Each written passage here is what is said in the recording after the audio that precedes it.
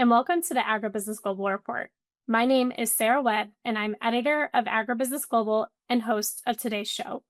In this segment, I speak with Corey Rosenbusch, president and CEO of the Fertilizer Institute, about the Fertilizer Institute's recent presentation to the Senate, what the organization recommends for improving fertilizer market transparency and affordability, and more. Thanks for tuning in. Corey, thank you so much for joining me today. Can you discuss a few key points from the Fertilizer Institute's recent testimony to the Senate Committee on Agriculture, Nutrition, and Forestry? Yeah, absolutely. It was a really informative hearing, a little contentious at times. I think I was the brunt of some of that, but fully expected because I think the key message that not only came out in the hearing, but really has been part of all of our conversations is that the farm economy is really hard. And it is difficult for farmers to be profitable in an environment where the crops that they sell are at a very low period in the market, and inputs are really expensive. So I think the number one takeaway for me, and we just got back from a hearing a press conference USDA, is that growers need more information. They need transparency. They need to understand how global fertilizer supply and demand works and why it's impacting their price in Illinois. And we agree that that is an important priority for the industry and also for the administration. As such, we've been recommending and really advocating for a crop input economist at USDA that'll really help kind of dissect all of that information that's out there. Why does a tender for urea in India matter to a farmer in Indiana? Why does global production trends in the Middle East and the closure of the Strait of Hormuz matter for farmers here in the United States?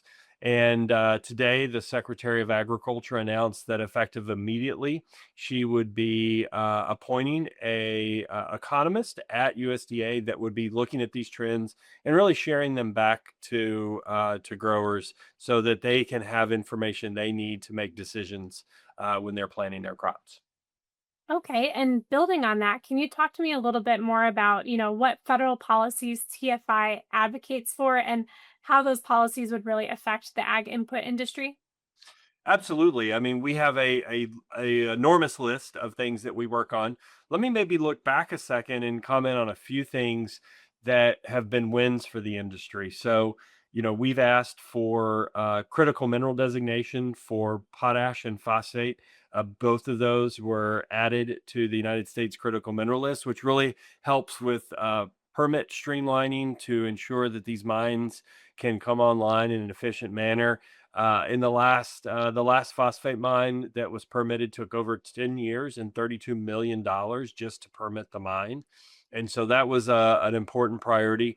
We believe in open, fair, transparent trade policies and have been advocating for those with the government. And we've seen those impacts come through with the Trump administration, IEPA tariffs, and then later Section 122 tariffs, and also designation or a recognition of potash as being able to be a critical mineral that can come in tariff free all the way back to last January. Looking forward, we want tax policies such as the 45Q tax exemption to help benefit growers as well as the fertilizer industry, who's investing $4 to $5 billion into new manufacturing plants.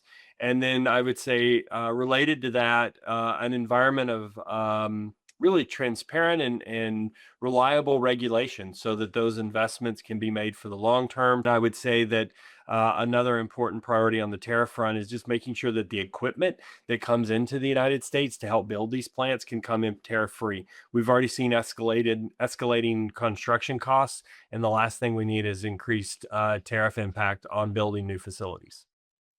Okay, and adding to that, does TFI have any other recommendations for improving fertilizer market transparency, affordability, and supply stability moving forward? Yeah, I think we focus a lot on the geopolitical impact of the fertilizer industry. So obviously, getting the Strait of Hormuz open is a huge priority right now for this administration, and I think also for the industry and for farmers. Over a third of all traded urea comes through the strait. Half of the sulfur traded in the world comes through the strait. I think phosphate's going to be a huge challenge. Phosphate production is going to be a huge challenge going forward.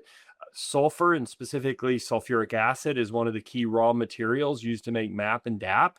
And we've seen those prices jump extraordinary levels, almost over $1,000 for sulfur on the spot market. That mining operations are really capturing, and that is not sulfur that's being used in manufacturing MAP and DAP for growers.